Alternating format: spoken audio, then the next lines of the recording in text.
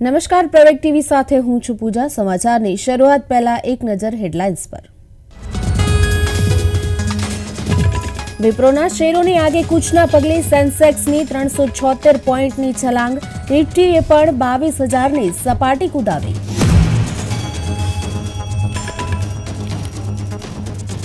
ઓલપાડમાં ખેડૂતો વિરોધ પ્રદર્શન કરે તે પહેલા જ અટકાયત, ખેડૂતોનો જોરદાર સૂત્રોચ્ચાર।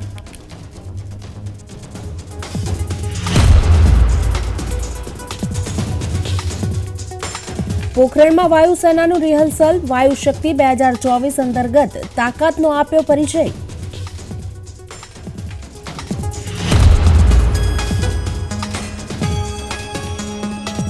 શંભુ બોર્ડર પર પોલીસનો ફરી ખેડૂતો પર ટીયર ગેસનો મારો, ખેડૂતોનું વિરોધ પ્રદર્શન યથાવત।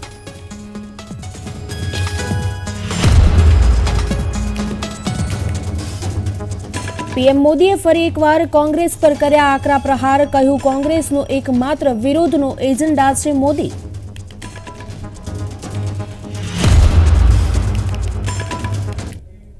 વિગતવાર સમાચારની વાત કરીએ ત્યારે શેર માર્કેટમાં સતત ચોથા સેશનમાં વધારાનો માહોલ સર્જાયો હતો। શેર માર્કેટમાં સતત ઉછાળાને પગલે સ્થાનિક અને વિદેશી રોકાણકારોમાં પણ ઉત્સાહ જોવા મળ્યો હતો। આજે સપ્તાહના છેલ્લા દિવસે વિપ્રોના શેરોમાં ભારે લેવાલી નીકળતા સેન્સેક્સમાં 376 પોઈન્ટનો ઉછાળો જોવા મળ્યો હતો, જ્યારે નિફ્ટી 22,000ની સપાટીને આંબી ગયું હતું। અમેરિકન માર્કેટમાં પણ સકારાત્મક વલણને કારણે માર્કેટ પ્લસમાં રહ્યું હતું।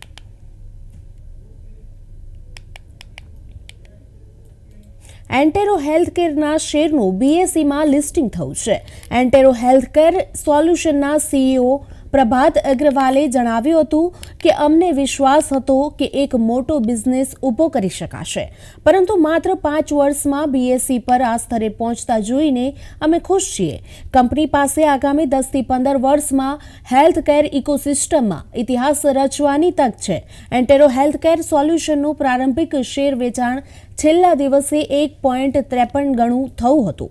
એનએસઈના ડેટા અનુસાર ₹1,600 કરોડના આઈપીઓમાં 71,50,100 શેરની સામે 1,09,49,884 શેર માટે બીડ મળી હતી। We were extremely confident that a big business can be built, but we were also kind of, overwhelmed where we see ourselves in 5 years in this August hall of BSE. We are the youngest to reach this podium. Massive opportunity. There is a massive opportunity in India. We are just at a very, very beginning of a very long-term growth story.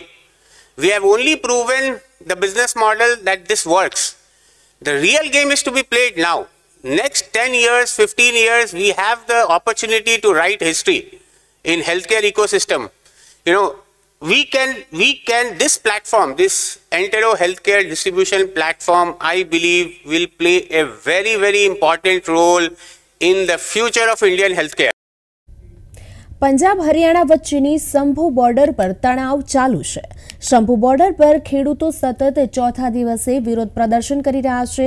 બીજી તરફ ખેડૂતોએ દિલ્હી તરફ જવાનો પ્રયાસ કરતા પોલીસે પ્રદર્શનકારીઓ પર tear ગેસના સેલ છોડ્યા હતા। આ બધાની વચ્ચે ગરદાસપુર જિલ્લાના ચાચોકી ગામમાં રહેતા એક ખેડૂતનું શંભુ બોર્ડર પર હાર્ટ એટેકના કારણે મોત થયું છે। મૃતક ખેડૂતની ઓળખ ગુર્જરસિંહના પુત્ર જ્ઞાનસિંહ તરીકે થઈ છે। गुज्जर सिंह, उम्र लगभग 63 सिंह है, पिंड चाचोकी, डाकखाना कुमान, पुलिस थाना कुमान, जिला गुरदासपुर के। तो ये इस मोर्चे की केएमएम किसान मजदूर मोर्चा और एसकेएम नॉन पॉलिटिकल का जो आंदोलन चल रहा है, ये पहली शहीदी है। ये सुबह हार्ट अटैक हुआ उन्हें, ठीक है, और सुबह 7 बजे उन्होंने अंतिम सांसें ली हैं। तो ये जिंद्रा अस्पताल पटियाला में थे। तो अभी मुझे लगता है हमारे सीनियर लीडर्स गए हुआ, वो वहां पर पोस्टमार्टम वगैरह करा रहे हैं। तो आज शाम को उनका पार्थिव शरीर हमारे यहाँ पहुंचेगा। किसान मजदूर दर्शन करेंगे और हमने सरकार से मांग की है कि 20 लाख रुपया केंद्र अथवा पंजाब सरकार उनको दे और उनको एक जी को नौकरी दे। ઓલપાડના દેલાડ ખાતે ખેડૂતો ચક્કાજામ કરે એ પહેલા જ પોલીસે અટકાયત કરી. દક્ષિણ ગુજરાત ખેડૂત સમાજ પ્રમુખ રમેશ પટેલ, ખેડૂત નેતા દર્શન નાયક સહિત ખેડૂત નેતાની અટકાયત કરી લેવાઈ હતી. ખેડૂત નેતાઓ અટકાયતનો વિરોધ સૂત્રોચ્ચાર કર્યો હતો. 20થી વધુ ખેડૂત નેતાઓની અટકાયત કરાઈ હતી. અટકાયત કરાયેલા તમામ ખેડૂત આગેવાનોને ઓલપાડ પોસ્ટે લઈ જવાયા હતા, જ્યાં તેમણે સૂત્રોચ્ચાર કર્યો હતો.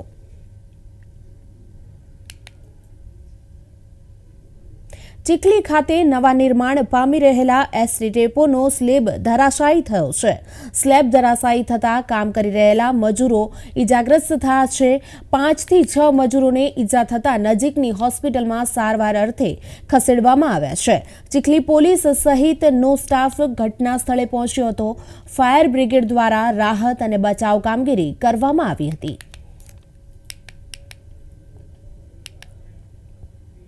વિધાનસભામાં કોંગ્રેસના ધારાસભ્ય વિમલ ચુડાસમાએ આયુર્વેદ અધિકારી વર્ગ 1ના મહેકમ અંગે સવાલ કર્યો હતો. રાજ્ય સરકારે 30નું મહેકમ હોવાનું જણાવ્યું હતું, જેમાં માત્ર 3 જગ્યા ભરવામાં આવી છે, જ્યારે 27 જગ્યા ખાલી છે. આમ રાજ્યમાં આરોગ્ય ડોક્ટરોની 90% જગ્યા ખાલી હોવાના સમાચાર સામે આવ્યા છે. સરકાર આયુર્વેદને પ્રોત્સાહન આપવાની વાત કરે છે, જ્યારે આયુર્વેદમાં પૂરતા ડોક્ટર ન હોવાને લીધે નાગરિકોને એલોપેથી દવા લેવી પડતી હોવાનો આરોપ તેમણે લગાવ્યો હતો. આજે વિધાનસભામાં મારો પ્રશ્ન નંબર 8 હતો. એ પ્રશ્ન નંબર 8માં મેં મંત્રીશ્રીને પૂછેલું કે તારીખ 31/12/2023ની સ્થિતિએ આયુર્વેદિક અધિકારી વર્ગ 1નું મહેકમ કેટલું છે, ત્યારે મંત્રીશ્રી દ્વારા મને જવાબ આપવામાં આવેલો કે તેનું મહેકમ 30નું છે. અને ત્યારે પૂછવામાં આવ્યું કે જે 30નું મહેકમ છે એમાં ભરતી કેટલા લોકોની કરવામાં આવી છે, ત્યારે કહેવાનું કે ભરતી 3 લોકો છે, હાલમાં 3 લોકો છે અને 27% જગ્યાઓ 27 લોકોની જગ્યા ખાલી છે. એનો મતલબ એવો થાય છે કે અને એ અંદાજિત 2 વર્ષથી જગ્યાઓ ખાલી છે. એનો મતલબ એવો થાય છે કે 90% જગ્યાઓ ખાલી છે અત્યારે હાલમાં રાજ્યમાં આયુર્વેદિક ડૉક્ટરોનું. ત્યારે ખાસ કરીને સરકાર એક તરફ વાત કરતી હોય કે આયુર્વેદિકને પ્રોત્સાહન આપવું જોઈએ, વધારે લોકોને આયુર્વેદિકનું ટ્રીટમેન્ટ લેવું જોઈએ, પણ આયુર્વેદિકની ડૉક્ટરોની જગ્યા જ ખાલી હોય છે તો કોની પાસે ટ્રીટમેન્ટ લેવા જાય. પ્રસિદ્ધ રામકથાકાર મોરારી બાપુએ મંજી બાપાને શ્રદ્ધાસુમન અર્પણ કર્યા. મોરારી બાપુ આજે બગદાણા મુકામે ગુરુભક્ત સ્વર્ગીય મંજી બાપાના ઘરે પહોંચ્યા હતા. મંજી બાપાનું સુરત મુકામે નિધન થયા બાદ તેઓના જન્મસ્થળ અને કર્મભૂમિ એવા બગદાણા ખાતે વિધિવિધાન સાથે અંતિમ સંસ્કાર કરવામાં આવ્યા હતા.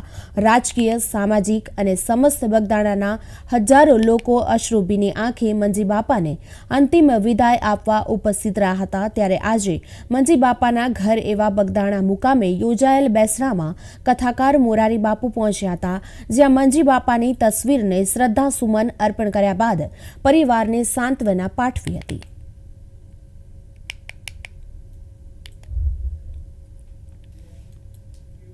શંભુ બોર્ડર પર ખેડૂતોનું વિરોધ પ્રદર્શન યથાવત છે. અહીં હાજર ખેડૂતોનું કહેવું છે કે તેમનું નેતૃત્વ કરી રહેલા ખેડૂત નેતાઓને લાગે છે કે તેઓને લાંબા સમય સુધી વિરોધ ચાલુ રાખવાની ફરજ પાડવામાં આવશે. સરહદી વિસ્તારની નજીક છાવણીઓ ગોઠવનારા ખેડૂતોએ કહ્યું છે કે જ્યાં સુધી તેમની માંગણીઓનો ઉકેલ ન આવે ત્યાં સુધી તેઓ અહીંથી હટશે નહીં. ખેડૂત નેતાઓએ કહ્યું છે કે તેઓ પંજાબ અને હરિયાણા વચ્ચેના 2 બોર્ડર પોઈન્ટ પર પોતાની छावनियों यथावत राखशे. इस आंदोलन में आप देखें, कारण तो सरकार है केंद्र की. यहाँ इतने बड़ी तादाद में लोग हैं, बुजुर्ग हैं, आंदोलन में हैं, तो ठीक तरह से ट्रीटमेंट और समय से जो भी अभी सोने में, नहाने में, धोने में, उठने बैठने में सब समस्याएं हमें आ रही हैं. और जितना ही लंबा जाएगा आंदोलन, हम लगता है भी और शहीदियां होंगी. इससे पहले सरकार हमारे साथ वार्ता करके हमारी मांगों पे ध्यान देके मांगे मान ले और मसले का हल करे. सुप्रीम कोर्टे इलेक्ट्रोल बॉन्ड अंगे आपेला चुकादा अंगे गुजरात प्रदेश कांग्रेस समितिना प्रमुख शक्तिसिंह गोयले पोतानी प्रतिक्रिया आपी हती. હું દિલથી આભાર માનીશ સુપ્રીમ કોર્ટ કે સુપ્રીમ કોર્ટે ભારતીય જનતા પાર્ટીની ભય મુક્ત ભ્રષ્ટાચાર કરીને ધન ભંડોળ લઈ લેવાની યોજના એટલે કે ઇલેક્ટોરલ બોન્ડને રદ કરી નાખવાનો નિર્ણય કર્યો છે. સુપ્રીમ કોર્ટે આ નિર્ણય કરતી વખતે એ પણ કહ્યું કે આ જે ઇલેક્ટોરલ બોન્ડ જે ભારતીય જનતા પાર્ટી લઈને આવી છે ધન સંગ્રહ કરવા માટે આ બંધારણીય જોગવાઈઓથી પણ વિપરીત છે અને એટલા જ માટે એક પારદર્શિતા રાજકારણમાં ધન સંગ્રહમાં આવે એ માટેનો માર્ગ ખુલ્લો કર્યો છે. વર્ષો સુધી કોંગ્રેસ પાર્ટી સત્તામાં રહી. કોંગ્રેસ પાર્ટીએ ક્યારેય પણ આવી રીતે પક્ષ ભ્રષ્ટાચારને છાવરીને ગુપ્ત રીતે ધન ભેગું થઈ જાય આવો ધંધો ક્યારેય નહોતો. રાજસ્થાનનું પોખરણ રેન્જ દુશ્મનોને હચમચાવી નાખે તેવા ધડાકાઓથી ગુંજી ઉઠ્યું હતું. ભારતીય વાયુસેનાએ જેસલમેરની પોખરણ રેન્જમાં આવેલ ચંદન એરફોર્સ ફિલ્ડ રેન્જ ખાતે વાયુશક્તિ 2024 કાર્યક્રમ દ્વારા ભારત દેશની વાયુશક્તિનો પરિચય આપ્યો છે. રાજસ્થાનનું પોખરણ રેન્જ ભારતીય વાયુસેનાના ઉત્કૃષ્ટ એરક્રાફ્ટ, હેલિકોપ્ટર અને તેના આધુનિક શસ્ત્રોના પ્રદર્શનથી ધણહણી ઉઠ્યું હતું. વાયુશક્તિ 2024ના રિહર્સલ કાર્યક્રમ હેઠળ આયોજિત રિહર્સલમાં ભારતીય વાયુસેનાના પ્રદર્શનથી દુશ્મન દેશના પેટના કાળજા બહાર આવી ગયા હોય તેવા દ્રશ્યો સાક્ષાત જોવા મળ્યા હતા. કારણ કે આ પ્રદર્શનથી વાયુસેનાના પોતાના પાસે રહેલા તમામ ફાઇટર વિમાનો, શસ્ત્ર અને અન્ય આધુનિક સાધન પ્રણાલી દ્વારા પોતાની તાકાત દર્શાવી હતી.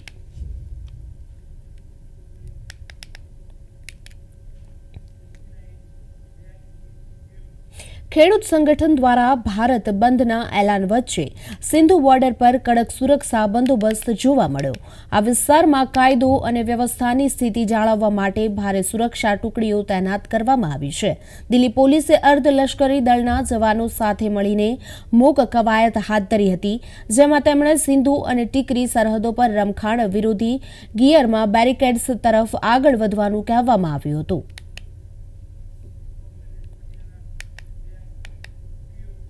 પંજાબના પટિયાલામાં મુસાફરોને ભારત બંધ વિરોધના કારણે મુશ્કેલીઓનો સામનો કરવો પડી રહ્યો છે. બસ સેવા બંધ રહેવાથી ઘણા મુસાફરોને અવરજવરમાં મુશ્કેલી પડી રહી છે. મુસાફરોનું કહેવું છે કે બસ સેવા બંધ રહેવાથી મહત્વના કામ અટકી પડ્યા છે. चंडीगढ़ जाना था, जॉब करते हैं बाकी क्या कहते हैं यहाँ पे बस 7 बजे से खड़े हैं तो बस नहीं कोई मिल रहा है. तो फिर यहाँ से जाना तो मुश्किल ही है अभी. अपना जॉब वहाँ भी मालिक भी इंतजार कर रहे होंगे कि जाएंगे जॉब करने के लिए, यहाँ से कोई बस ही नहीं जा कैसे सकते हैं. तो यही बताना पड़ेगा कि नहीं जा सकते. ઓડિશાના રાઉરકેલામાં ટ્રેડ યુનિયનનો આજે ભારત બંધમાં જોડા. ખેડૂતોની એમએસપીની કાયદેસર ગેરંટી સહિતની માંગણીઓ સ્વીકારવા માટે સરકાર પર દબાણ કરવા માટે સંયુક્ત કિસાન મોરચાના ભારત બંધના આહ્વાનમાં તેઓ જોડાયા હતા. All trade union federation, independent federation, युवा छात्र महिला ये सब आज का बंद हड़ताल में शामिल हुए हैं. ये हड़ताल जो बंद हो रहा है, जो जनरल स्ट्राइक हो रहा है, ये उसका मांग है महंगाई कम करना है और जो किसान का एमएसपी का मांग और जो मांग है उसका पूरा करना है. मजदूर का खिलाफ में जो 4 लेबर कोड हुआ है उसको प्रत्याहार करना है. इलेक्ट्रिसिटी आइन जो आइन अमेंडमेंट एक्ट जो लाए हैं 2022 उसको प्रत्याहार करना है. ઇન્કમ ટેક્સ એપિલેટ ટ્રિબ્યુનલે કોંગ્રેસ પાર્ટીને વચગાળાની રાહત આપે છે. ઇન્કમ ટેક્સ ટ્રિબ્યુનલે કોંગ્રેસ પાર્ટીને ખાતાનો ઉપયોગ કરવાની મંજૂરી આપી દીધી છે. ટ્રિબ્યુનલ હવે આ અંગેની આગામી સુનાવણી બુધવારે કરશે. જોકે કોંગ્રેસ નેતા અજય માકને કેન્દ્ર સરકાર પર આક્ષેપ કર્યા છે કે દેશમાં લોકશાહી ખતરામાં છે. That the accounts of the Congress party have been frozen. Also, the accounts of the Youth Congress have been frozen. In total, a demand of 210 crore rupees have been raised by the Income Tax Department on some flimsical grounds. And that too, a case relating to income tax returns of 2018-19. And it is not only the accounts of the Congress party which is frozen, but the democracy, in a way, in our country has been frozen. When the principal opposition party's accounts have been frozen just 2 weeks before the announcement of the national elections. Do you think democracy is alive in our country? Don't you think that it is going toward just one party system where only one party is allowed to exist and rest are not allowed to exist? And the money of with the Congress party is not that of the corporates, is not that of the bonds, is not that of big money which comes from big houses. It is the money which has come to us from the crowdfunding of the workers. We collected around 25 crores from the crowdfunding of our workers, 95% of this, which is less than 100 rupees. It has been done legally through the UPI. It has been done through online funding. No cash has been taken. This is the money which is with us. The Youth Congress has money of its membership drive.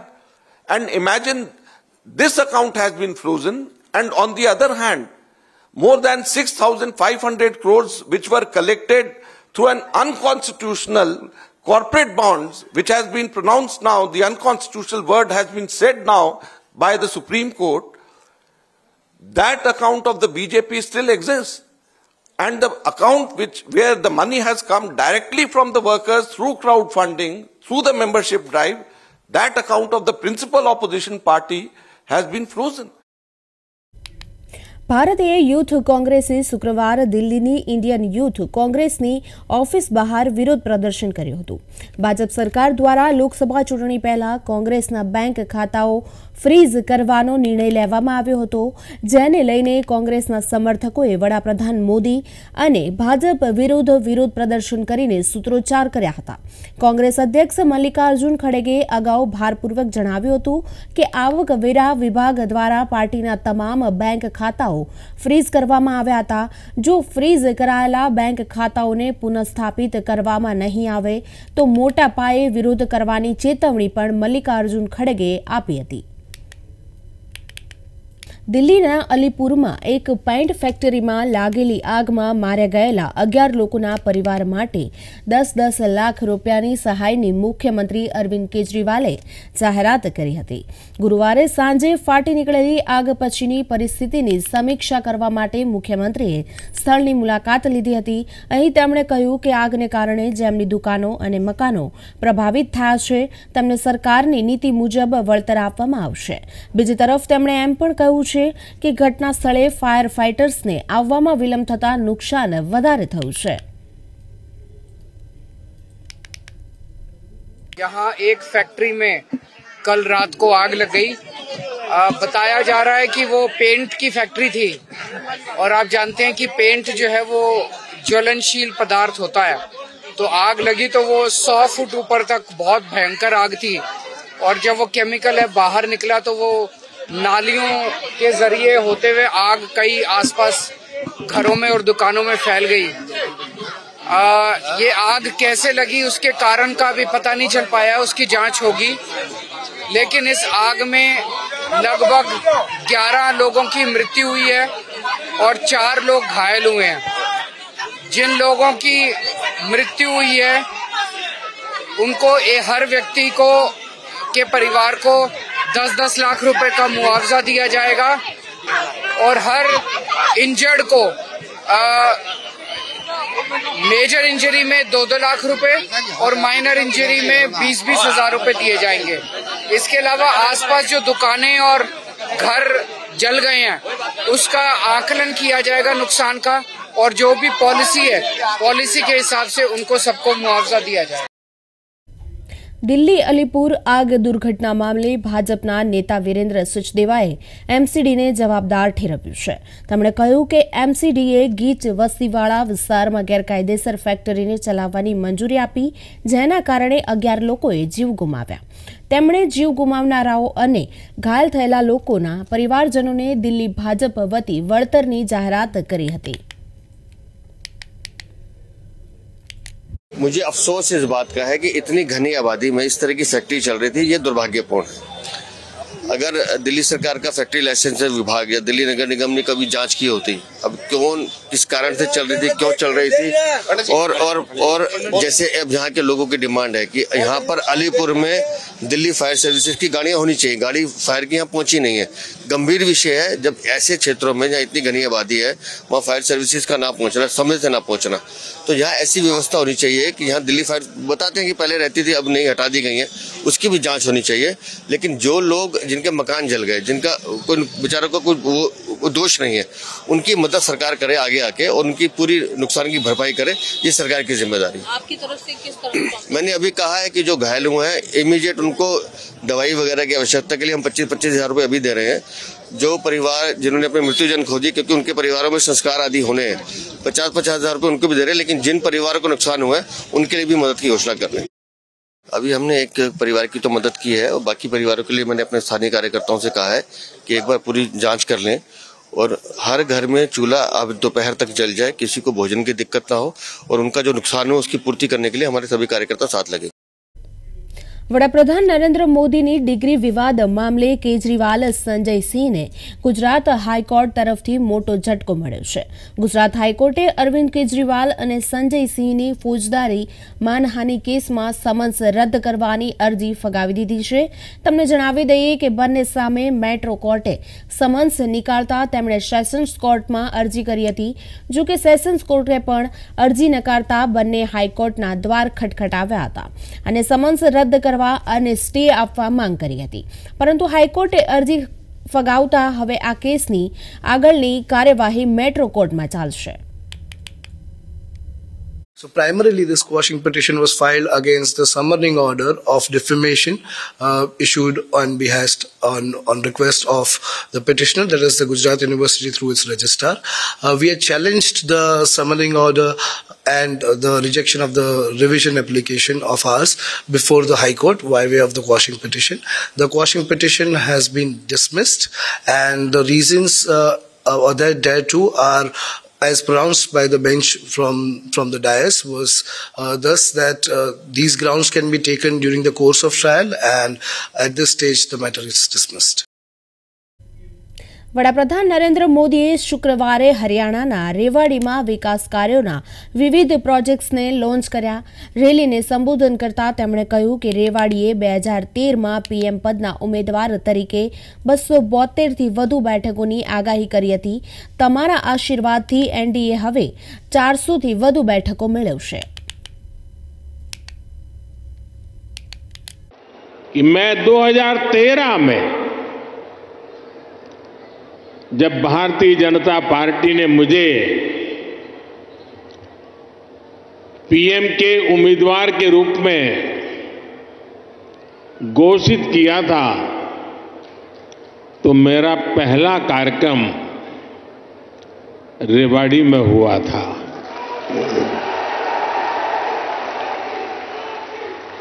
और उस समय रेवाड़ी ने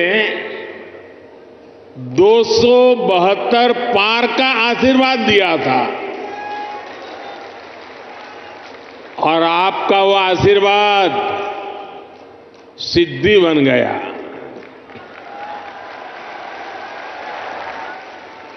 अब लोग कह रहे हैं कि मैं फिर एक बार रेवाड़ी आया हूं, तो आपका आशीर्वाद है अब की बार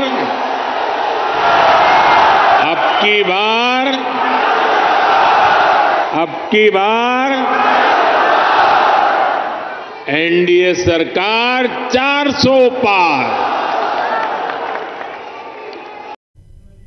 हाल समाचारों में बस आटलू ज। मने आपशो रजा। नमस्कार।